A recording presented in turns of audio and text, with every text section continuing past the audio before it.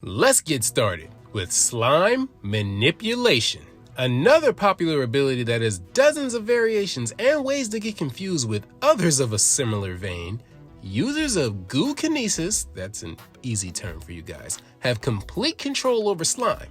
Now, most of us might know what slime really is, and that's all well and good, but for those of us who don't, prepare to be grossed out. In its simplest of terms, slime is a moist, soft, slippery, and/or sticky substance typically regarded as repulsive, as an adhesive, or a lubricant. A user with this power can create, shape, and manipulate slime, ooze, and goo of every consistency or viscosity, whether it's sticky, slippery, hot or cold, etc. Short and simple, just like this power. And to be honest with you, there really isn't a lot to it, as this is kind of a broad and generic category power. As, like I said before, there are numerous other abilities that are respectable on their own, but can still be classified as a slime, if you will. But potentially, a user with this power, in addition to doing what was listed earlier, can tap into other concepts such as mucus, bile, glue, sludge, gunge, I don't know what the hell that is, oil, or gel, just to name a few. The main element of this power is a liquid that contains a level of viscosity, whether it's thick or thin, which can then accomplish various tasks. So with the open-endedness of this ability established, it's important to keep the flow of this video running smoothly. And in order to do as such, so I don't slip and bite my tongue, or so you guys don't end up slipping and face planting on the floor, I think it's best if you guys hit that like and subscribe button. But if you got a good grip on whatever you got your hands on, gross, and don't need my help, then do me a favor and at least hit that share button. But if you guys are ready to get into it, then lube up and get ready to do the electric slide. Well, in your mind, I hope you aren't randomly dancing in public. That'd be kind of weird, wouldn't it? The history of slime is something that isn't that hard to break down quickly for you guys, so we can get through this and get to the interesting part.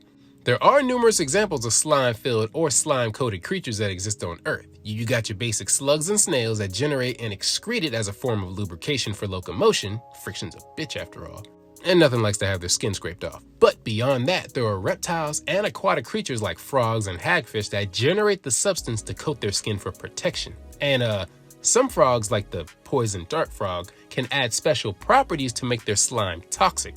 Heck, even humans generate and produce something called mucus, which coats the inner lining and inner walls of our bodies in order to aid in movement and the regulation of healthy bacteria. But if we look deeper than the human body, down to the microscopic level, there do exist single-celled animals that catch food and move about by extending finger-like projections of protoplasm.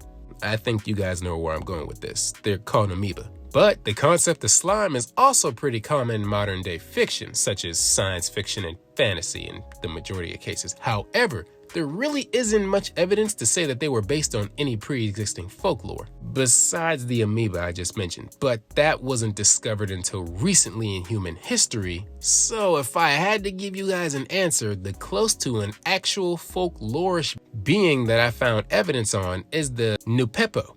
I think I said that right. But anyway, the Nupepo from Japan. It's a yokai, of course, and they're more described as piles of lumpy flesh, not the semi-transparent slimy substance that we're revolted by. But anyway, let's move on from there. Okay, so like I said before, or at least hinted at, the concept of slime is a springboard that'll lead you to other powers and other concepts.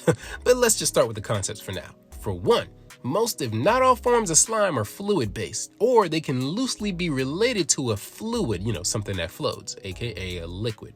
So yeah, let's just go ahead and establish that. But not only is this concept found everywhere in the world, in a natural state, mind you, which includes the environment and animals, both human and non-human, but it's also something so beloved in terms of recreation that it more or less has become a surprisingly humble cultural phenomenon. Normally found as a children's toy in recreational slime, it's usually a mixture of household items that come together to create a polymer substance which acts like a solid and a liquid. Like some type of paste. This normally classifies it, or can classify it, as a non-Newtonian fluid, which is something that acts like a solid and a liquid. But moving on from there, it's this very same substance that can be created easily and pretty much altered for whatever task at hand, which is used for entertainment, children's toys, cleaning because it's moldable and viscous in nature so it can fit in hard to reach places and collect filth, Stress relief, playing with it stimulates the brain to release endorphins, which are natural sedatives and/or pain relievers, which then in turn can help enhance the mind. A form of composite glue or putty, this one's a little self-explanatory, just look at slime and look at putty. And or some type of rubber-like substitute, remember the polymer mentioned earlier. When found in plants and animals, it can have numerous origins ranging from mucus threads, some type of water-based substance, or a liquid-based protein, but the ultimate use of it for microbes, plants, fungi, and animals are for protection and defense, to move and mate, and to communicate and catch prey. This may be hard to believe, but even seemingly simple organisms like amoeba have come up with ways to use slime to create solutions to problems that would usually cause discomfort or even death. But why is this concept viewed as important enough to make a power off of? Well, simply put, even though it has more benefits than negatives, it acts like a neutral stomping ground that can be altered to accomplish any task you need it to, because of its innate neutrality. And because of its innate neutrality, it mostly has negative connotations because it's believed that it inherently doesn't stand for anything. Come on guys, think about it. In terms of metaphors, when we refer to someone as slimy or slick, it denotes that the person really can't be trusted and normally they're looking out for themselves. And just like a prey species, or let's say a visceral organ that needs to be coated in slime, odds are if something is hard to grab or difficult to touch in the physical sense, then we really aren't supposed to be grabbing it or touching it. I mean, that's kind of the original purpose of it in the first place.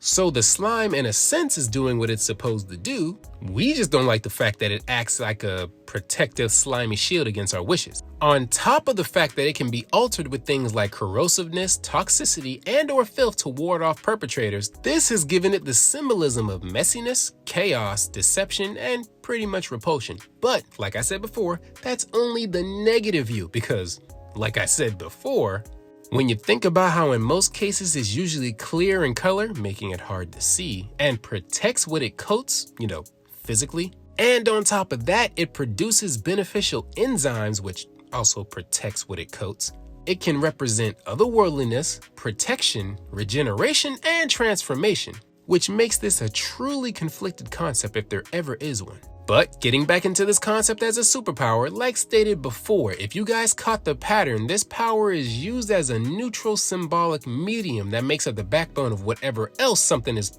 going to end up being.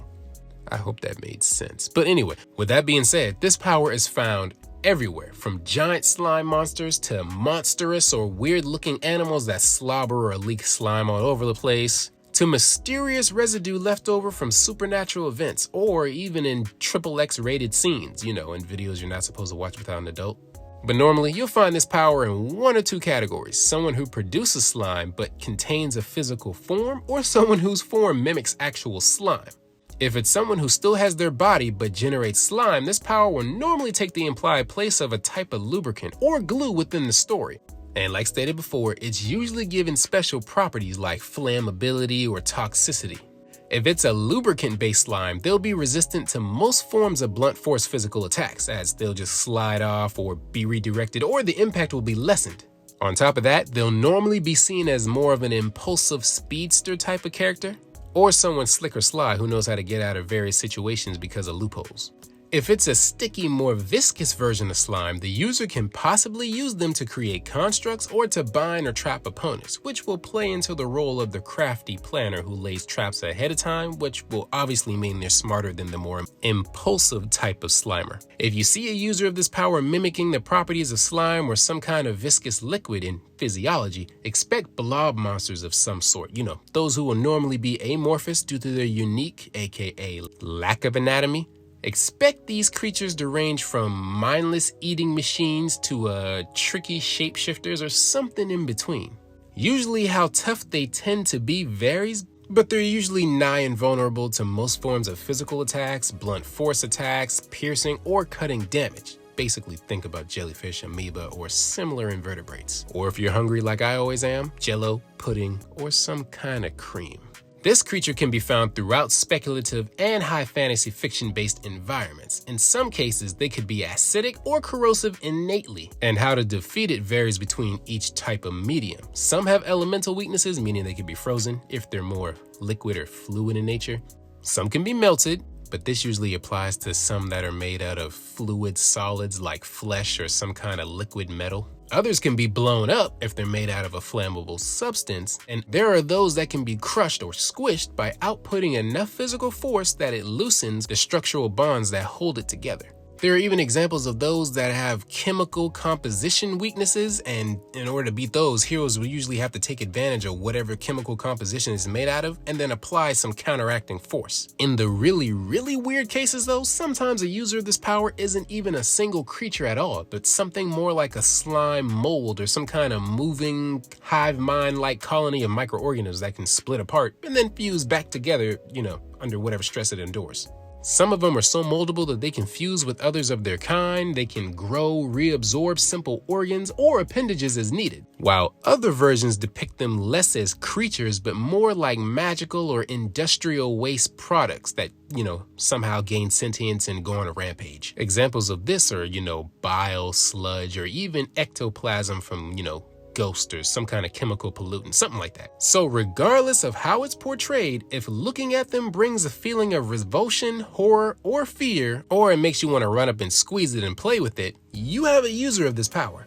Typical stats for a user of this power include low to high levels of attack power depending on the slime and the properties that it carries, low to high levels of speed depending on the slime and the properties that it carries, if it has elasticity or friction negation, and low to high levels of defense, which also depends on the viscous properties of the slime, whether it can deflect or stop incoming attacks.